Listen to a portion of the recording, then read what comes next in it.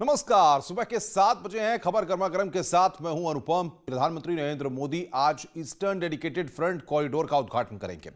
इस मौके पर वो बुलंदशहर, कानपुर और प्रयागराज के लोगों को बड़ी सौगात देंगे। पीएम मोदी कानपुर देहात के न्यू भाऊपुर से बुलंदशहर के न्यू खुर्जा के बीच में 351 किलोमीटर के हिस्से का वर्चुअल लोकार्पण कर राष्ट्र को समर्पित करेंगे। इसके अलावा पीएम मोदी प्रयागराज स्थित परिचालक नियंत्रक केंद्र और खुर्जा जंक्शन रेलवे स्टेशन का भी उद्घाटन करेंगे। मालगाड़ियों की आवाजाही के लिए खास तौर पर यह कॉरिडोर तैयार किया गया है। फ्रंट कॉरिडोर के शुरू होने से मालगाड़ियों को सुगमता से संचालन होगा और इससे व्यापारियों को काफी लाभ होगा। मुख्यमंत्री योगी आदित्यनाथ आवास से इस कार्यक्रम में वर्चुअली जुड़ेंगे।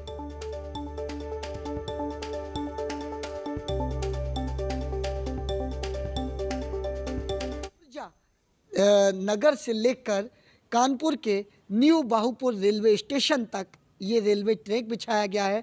आप इन तस्वीरों में देख सकते हैं कि रेलवे ट्रैक बिछ चुका है।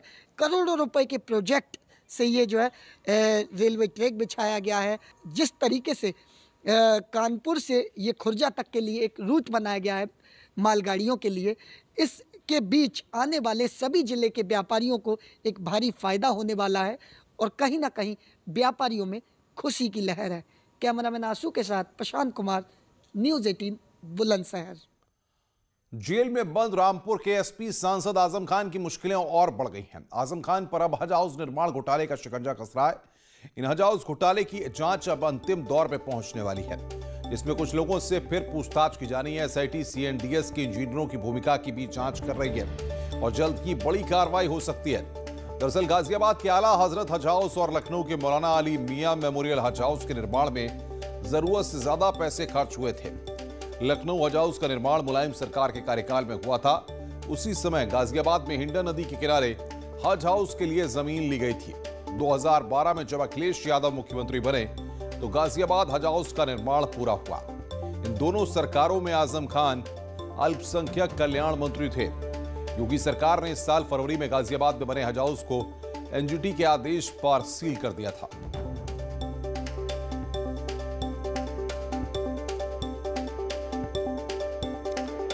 आगे बढ़ते हैं और बात करते हैं बड़ी खबर की। जेल में बंद बाहुबली विधायक विजय मिश्रा ने जिस सरकारी जमीन पर कब्जा किया था, अब उस जमीन पर पर्यटन थाना बनाया जाएगा। इसके लिए जिलाधिकारी और पुलिस कप्तान ने जमीन का मौका मुआयना किया। जल्द ही इसे पर्यटन थाना बनाने के लिए पुलिस विभाग को सौंप दिया जाएगा। यह जमीन प्रयागराज वाराणसी नेशनल हाईवे के बीच है। हाईवे किनारे विधायक विजय मिश्रा ने जमीन की रजिस्ट्री करवाई थी और उसी की आड़ में जमीन से सटे 5 करोड़ से ज्यादा की कीमत की सरकारी जमीन पर कब्जा कर लिया गया था। मामला संज्ञान में आने के बाद प्रशासन ने जेसीबी से बाउंड्री वॉल को तोड़वा दिया था और जमीन को उनके कब्जे से मुक्त करवाया था।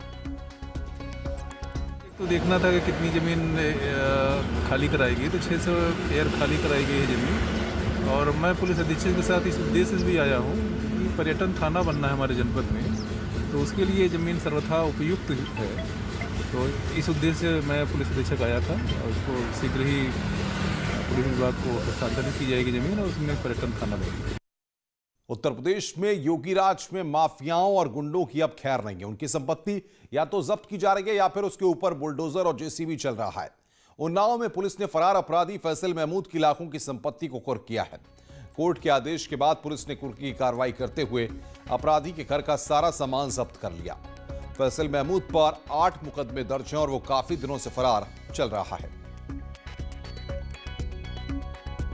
चल रहे एक साथी अभियुक्त फैजल महमूद और सनाफ महमूद के खिलाफ धारा 83 सीआरपीसी के तहत कार्रवाई की गई है। इसमें उपयुक्त अभियुक्त की कुल करीब 10 लाख की संपत्ति कुर्क की गई है। अभियुक्त की गिरफ्तारी हेतु हम लोग प्रयास कर रहे हैं। अग्रिम विधिक कार्रवाई की जाएगी। इस वक्त एक बड़ी खबर बदायूं से आ रही है, जहां पर भूमाफिया के खिलाफ पुलिस का सख्त एक्शन देखने को मिला है। बदायूं में भूमाफिया पर बड़ी कार्रवाई देखने को मिली है। पुलिस ने 5 लोगों को वहां पर गिरफ्तार किया है। 3 ट्रैक्टर जब्त किए गए हैं। 10 लोगों पर एफआईआर दर्ज कर ली गई है। गंगा किनारे जमीन पर कब्जा करके रखा हुआ था।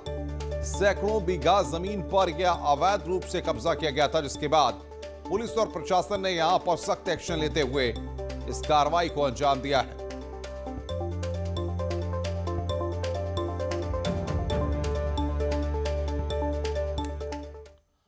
आगे बढ़ते हैं। खबर हरदोई से है, जहां पर रेप के आरोपी युवक को पुलिस ने सऊदी अरब से लौटते ही गिरफ्तार कर लिया।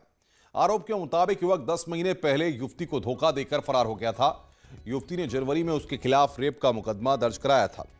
पीड़िता के मुताबिक फरहान ने चाकू का डर दिखाकर उसके साथ रेप किया था और जब उसने पुलिस में शिकायत की तो धमकी दी, तो उसने निकाह करने का वादा किया। इसके बाद दोनों में सुलह समझौता हो गया, लेकिन जून में निकाह की तारीख तय होने पर वो सऊदी अरब भाग गया था। इसके बाद पुलिस ने उसके ऊपर 25,000 का इनाम घोषित कर दिया। जैसे ही उसको सऊदी अरब से लौटने की पुलिस को जानकारी मिली, तब पुलिस ने उसको धर दबोचा और सलाखों के पीछे भेज दिया। अभियुक्त जो 376 का आरोपी था, इसके खिलाफ एनओडब्ल्यू जारी था। ये पिछले लगभग 11-12 महीने से ये लगातार वांछित चल रहा था और बीच में जानकारी मिली थी कि ये सऊदी अरब भी चला गया था और पुलिस लगातार इस पर निगरानी बनाई हुई थी और इस पर इनाम घोषित किया गया था 25,000 का और पुलिस ने इस इनामी को पकड़ने में सफलता हासिल की है। जो हरदोई पुलिस का एक ये मोटो है कि हम महिला संबंधी अपराध में जो वांछित होंगे उनके खिलाफ अच्छे से कार्रवाई, जल्दी से त्वरित कार्रवाई होगी।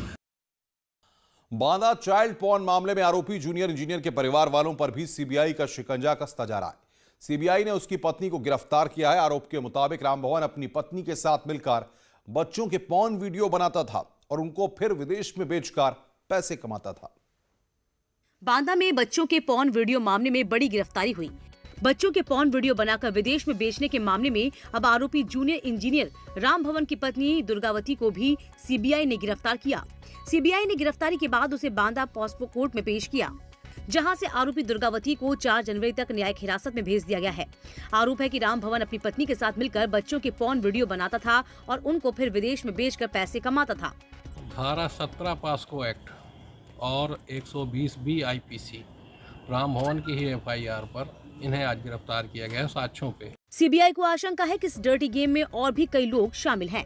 पूरे मामले की फिलहाल सीबीआई जांच कर रही है। सीबीआई के रडार में अभी तमाम ऐसे लोग हैं, तमाम ऐसे चेहरे हैं जो कि इस पूरे साम्राज्य में शामिल थे। अंकित त्रिपाठी, न्यूज़ 18 बांदा। खबर बरेली से है। शातिर चोरों के साथ पुलिस की मुठभेड़ हुई। इसमें थाने के टॉप 10 बदमाश पप्पू उर्फ तस्लीम को गोली लगने से वो घायल हो गया। पुलिस ने फिलहाल उसे गिरफ्तार कर लिया है, जबकि उसका एक साथी मौके से फरार हो गया। गश्त के दौरान पुलिस ने जब इन बदमाशों को एक शोरूम में चोरी करने की कोशिश करते पकड़ा तो बदमाशों ने पुलिस पर फायरिंग कर दी। इसके बाद पुलिस ने घेराबंदी कर जवाबी फायरिंग की है। तस्लीम पर लूट, चोरी और गैंगस्टर सहित विभिन्न अपराध के 1.5 दर्जन मुकदमे दर्ज हैं। उसे इलाज के लिए जिला अस्पताल में भर्ती कराया गया है। बिथरीपुर जैन क्षेत्र में एक अपराधी पुलिस मुठभेड़ के दौरान गिरफ्तार किया गया है। शातिर अपराधी है। इस पर चोरी, डकैती, गैंगस्टर एक्ट के कई मुकदमे हैं। 1.5 दर्जन से अधिक इस पर मुकदमे हैं।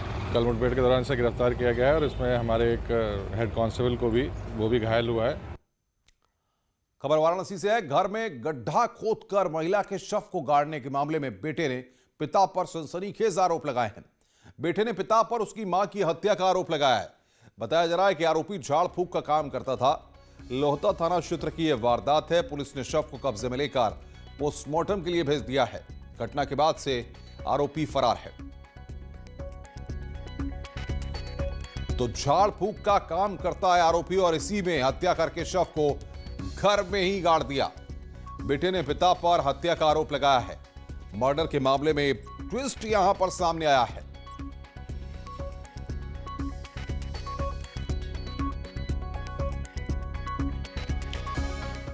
आगे बढ़ते हैं। मेरठ का लाल श्रीनगर में आतंकियों से लोहा लेते हुए शहीद हो गया। कश्मीर के शोपिया में आतंकियों से मुठभेड़ के दौरान अनिल तोमर गंभीर रूप से घायल हो गए थे। उनका श्रीनगर अस्पताल में इलाज चल रहा था, जहां उन्होंने दम तोड़ दिया। मुंडाली के सिसौली के रहने वाले अनिल तोमर का पार्थिव शरीर आज शाम तक मेरठ लाए जाने की संभावना है। अनिल 44वीं राष्ट्रीय राइफल्स में प्लाटून हवलदार थे। इस बीच योगी सरकार ने पीड़ित परिवार को 50 लाख रुपए की आर्थिक सहायता देने का ऐलान किया है। तो मुठभेड़ में घायल हुए थे अनिल तोमर, उनका इलाज चल रहा था। आतंकियों से शोपिया में जो मुठभेड़ हुई थी उसमें मेरठ का लाल शहीद हो गया। आज शाम तक उनके पार्थिव शरीर को मेरठ लाया जाएगा। इधर उत्तर प्रदेश में योगी सरकार ने 50 लाख रुपए की मदद उनके परिवार के लिए की है। इस तारीख को फोन आया उसका मुझ पे। अच्छा। कोई 8-9 बजे करीब। तो पापा ठीक हो? हाँ ठीक हो। थोड़ी देर करके मैं फोन करके बोला तू ठीक है? हाँ ठीक हो। अब हमको कल पता लगा, एक खेड़ी का लड़का उसके साथ ही गया यहाँ से, वो भी उसके साथ ही है जी वहीं ड्यूटी पे। तो वो लगी उस हमले उसमें हम है जहाँ मुठभेड़ हुई जी, तो उनके पैर में गोली लगी। आज वहाँ जाने के बाद में उनने बल्कि अब हम नहीं बताई और उसे पता लगा जब फोटो तो आ लगे जो खत्म हो गया जी। खबरें स्वागत है ब्रेक के बाद। कानपुर में उस समय प्रशासन में हड़कंप मच गया जब गुंडों और माफियाओं के नाम से डाक टिकट जारी कर दिए गए। कानपुर के प्रधान डाकघर में मुन्ना बजरंगी से लेकर छोटा राजन के नाम से डाक टिकट जारी किए गए और इस खबर को न्यूज 18 ने प्रमुखता से दिखाया, जिसके बाद हमारी खबर का असर हुआ। उस वक्त प्रशासन में हड़कंप मच गया जब गुंडा माफियाओं के नाम से डाक टिकट जारी कर दिए गए। कानपुर के प्रधान डाकघर से मुन्ना बजरंगी, छोटा राजन के नाम से टिकट जारी किए गए। दरअसल माई स्टैंप योजना के तहत स्टैंप छापे गए थे। 5 रुपए वाले 12 टिकट छोटा राजन के नाम और 5 रुपए वाले 12 टिकट कुख्यात बदमाश रहे मुन्ना बजरंगी के नाम पर छापे गए। हैरानी की बात यह है कि अधिकारियों ने फोटो की पड़ताल किए बिना ही इसे जारी कर दिया। विवाद सामने आया तो आला अधिकारियों ने गलती मानी और कहा कि दोषियों पर सख्त कार्रवाई होगी।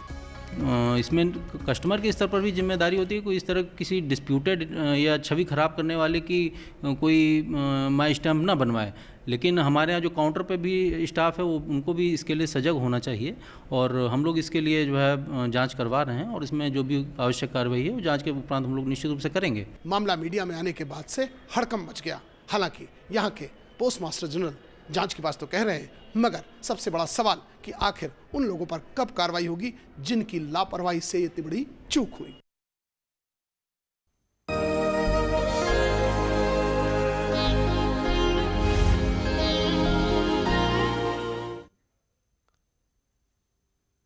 अब बात करते हैं, खबर अच्छी है। आगरा में अम्मा के ढाबे के बाद अब मेरठ में हाईवे किनारे एक खिलाड़ी अम्मा का ढाबा चर्चा का विषय बन गया है।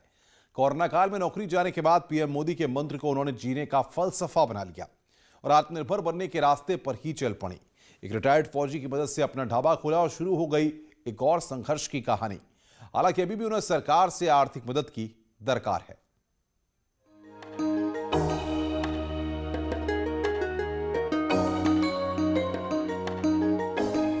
ये कहानी हौसले और हिम्मत की है। ये कहानी एक खिलाड़ी की है जो हमेशा जीतने का हौसला रखता है। ये कहानी प्रेरणा देती है कि जीवन में कभी हार नहीं माननी चाहिए। देश के लिए मेडल जीतने वाली ये महिला खिलाड़ी स्कूल में बतौर कोच तैनात थी, लेकिन कोरोना काल में उन्हें अपनी नौकरी से हाथ धोना पड़ा। ऐसे में जब उनके सामने रोजी रोटी का संकट खड़ा हुआ तो पीएम मोदी का मंत्र याद आया और उम्र के इस पड़ाव में हिम्मत न हारते हुए आत्मनिर्भर बनकर जीने की ठान ली। क्या कहेंगी इस ढाबे की, क्या कहानी? मैं श्वेता भारद्वाज हूँ। मैं एमपीएड हूँ। मैं एक स्कूल में जॉब करती थी, लेकिन मेरे स्कूल वालों ने मुझे कोई कोऑपरेट नहीं किया और मैंने स्कूल वालों को काफ़ी फ़ोन भी किए थे, तो उन्होंने कहा था जब स्कूल खुलेंगे तब आइए, लेकिन उन लोगों ने मुझे कोई रिस्पॉन्स नहीं दिया। मैं घर में बैठे बैठे सोचा करती थी, मैंने कहा घर का खर्च कैसे चलेगा, बेटे की फ़ीस की भी प्रॉब्लम्स आई थी। मेरा बेटा शिलोंग से IHM कर रहा है। I am single parents. बहुत ज़्यादा सोचा करती थी और कई बार तो मन करता था कि सुसाइड कर लूँ। एक दिन मैं टीवी में नरेंद्र मोदी जी का मैं भाषण सुन रही थी कि आत्मनिर्भर बनो। 68 साल की श्वेता भारद्वाज ने 1984 में हैंडबॉल में देश के लिए मेडल जीता था। नम आंखों से अपने संघर्षों की कहानी बयां करते हुए वो बताती हैं कि उन्होंने संघर्षों से ही जीना सीखा है। स्पोर्ट्स वुमन हूँ और हिम्मत नहीं हारती। कोई भी काम मेरे लिए छोटा नहीं था, लेकिन मेरे लिए एक फील्ड से हटके इस लाइन में आना एक बहुत बड़ा चैलेंज भी था कि मैं वो चीज़ कर पाऊंगी नहीं कर पाऊंगी, लेकिन मुझे अपने ऊपर विश्वास था। मुझे और मेरी बहनों का भी सपोर्ट था कि जब तुम इतना अच्छा बना लेती हो तो एक बार इसमें भी करके देखो, तो मैंने स्टार्ट किया।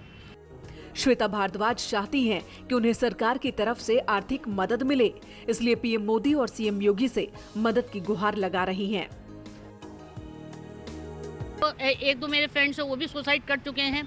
कोई कुछ कर रहा है, कोई कुछ कर रहा है, लेकिन सबके पास सपोर्ट था। मेरे पास कोई सपोर्ट नहीं है। तो मैं तो नरेंद्र मोदी जी से और योगी जी से यही दरख्वास्त करूंगी कि प्लीज़ मुझे सपोर्ट करें, मुझे मॉरल सपोर्ट दें और कुछ फाइनेंशियल मुझे सपोर्ट दिया जाए। श्वेता के जोश और हिम्मत में कोई कमी नहीं है। हैंडबॉल, ताइक्वांडो जैसे खेलों में अपने जमाने की बेहतरीन खिलाड़ी रही श्वेता आज भी उतनी ही फिट हैं। यही वजह है कि मुश्किल हालात का डटकर मुकाबला कर रही हैं। अच्छी प्लेयर रही हूँ और कराती भी हूँ, तो मैं 6-7 को आराम से हैंडल कर सकती हूँ आज के टाइम। तारीख में भी 68 साल की उम्र में भी। हाँ सर, उम्र का तकाजा नहीं होता, हिम्मत होनी चाहिए, जोश होना चाहिए, और यदि आप में जोश है तो आप सक्सेस हो। जिस दिन आप सोचोगे कि ये काम छोटा है, कोई काम छोटा नहीं होता, इंसान की सोच छोटी होती है। यदि कोई मुझ पे हंसता है तो अपने आप पे हंसता है। मुश्किल की घड़ी में श्वेता भारद्वाज का साथ दिया सेना के रिटायर्ड फौजी ने। श्वेता जब उनके पास मदद मांगने पहुंची तो उन्होंने निराश नहीं किया।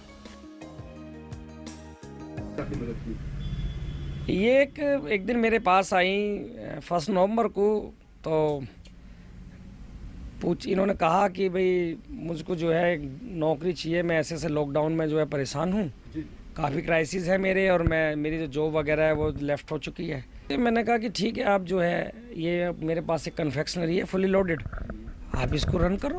प्रमोद त्यागी का मानना है कि जब सीएम योगी प्रदेश में महिला सम्मान के लिए इतनी योजनाएं और कार्यक्रम चला रहे हैं तो उनका भी फर्ज बनता है कि जितना हो सके समाज के लिए सेवा करें। देश सेवा के लिए तो वो आज भी तैयार हैं।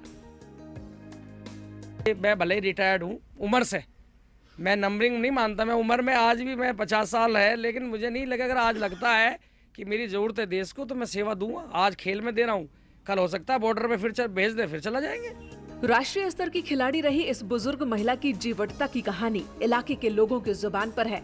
आगरा में अम्मा के ढाबे के बाद अब मेरठ का ये ढाबा खिलाड़ी ढाबा बन गया है। ऐसी खिलाड़ी अम्मा पर सभी को नाज है। उम्र ज्यादा है लेकिन हौसला जिंदा है। हौसले के सहारे ही श्वेता जी आगे बढ़ रही हैं और उन्होंने 68 साल की उम्र में अपना किचन शुरू कर दिया है। इसका नाम दिया है एक्सप्रेस ईट्स। वाकई में अगर संघर्ष करने की शक्ति है तो कोई भी काम मुश्किल नहीं, और उम्र भी संघर्ष के सामने बौनी हो जाती है। कैमरा पर्सन अभिषेक शर्मा के साथ उमेश श्रीवास्तव, न्यूज़ 18 मेरठ। उत्तर प्रदेश में सर्दी का सितम जारी है। मौसम विभाग के मुताबिक आने वाले दिनों में शीतलहर बढ़ने की संभावना है। वहीं ये मौसम फसलों के लिए बर्बादी का सबब बन रहा है। शाहजहांपुर में सर्दी के मौसम का असर फसलों पर दिखाई देने लगा है। मौसम की मार से कई फसलें प्रभावित होने लगी हैं। आलू, सरसों और चने की फसलों पर पाला मारने लगा है। ज्यादा सर्दी के कारण फलदार फसलों पर कीड़े और पत्तियों के सड़ने के कारण फसल खराब हो रही है। कोई लिमिट नहीं उसकी है, आधा पैदावार भी होगा और तिहाई भी हो सकता है। झुलसा लगता है रोग? हाँ, झुलसा लगता है। जब वो बारिश होती है कोझा तब लगता है ज्यादा करे। कृषि वैज्ञानिकों की माने तो ऐसे मौसम में फसलों को बचाने के लिए खेत में पानी चलाने की बजाय पौधों पर छिड़काव करें। गेहूं की फसल में हमें इस बात का ध्यान रखना है कि जो हमारे कृषक भाई हैं वो उसकी जो है प्रॉपर तरीके से टाइमली सिंचाई करें और एडिक्वेट इरिगेशन दें, एडिक्वेट वाटर दें, टाइमली इरिगेशन करें, तो उनकी फसल को कोई नुकसान नहीं होगा। आमतौर पर दिसंबर से जनवरी के बीच पाला पड़ने की संभावना होती है। मैदानी क्षेत्रों में गेहूं, आलू, सरसों की फसलें उगाई जाती हैं। फसलों की गुणवत्ता और उत्पादन में पाले की सर्दी का प्रभाव पाया जाता है। खबर गर्मा गर्म में फिलहाल इतना ही। आगे देखिए उत्तराखंड की खबरें जीनत सिद्दीकी के साथ। नमस्कार।